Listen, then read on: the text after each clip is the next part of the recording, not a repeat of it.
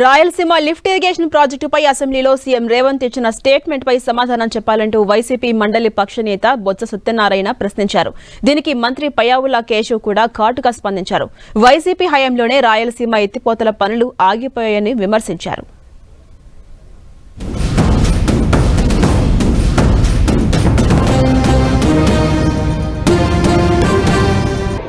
ఒక రాష్ట్ర ముఖ్యమంత్రి నేనే ఆపించాలని రాష్ట్ర ముఖ్యమంత్రి పేరు చెప్పినప్పుడు ఇక్కడున్న ముఖ్యమంత్రి ఇక్కడున్న మంత్రివర్గ సభ్యులు చెప్పాల్సిన బాధ్యత ఈ రాష్ట్ర ప్రజానికి ఈ జాతీయ ఉంది.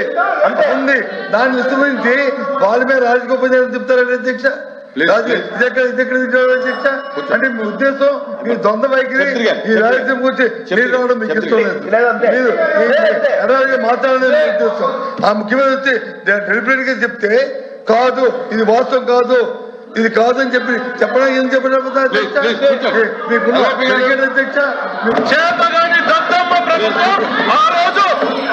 ఆంధ్రప్రదేశ్ రాష్ట్ర ప్రయోజనాల్ని తాకట్టు పెట్టింది అనేటువంటిది తెలంగాణ శాసనసభ సాక్షిగా మాట్లాడితే దానికి మేం సమాధానం చెప్పాలి అధ్యక్ష. ఆ రోజు రాజ్యం చేస్తున్నది ఎవరు?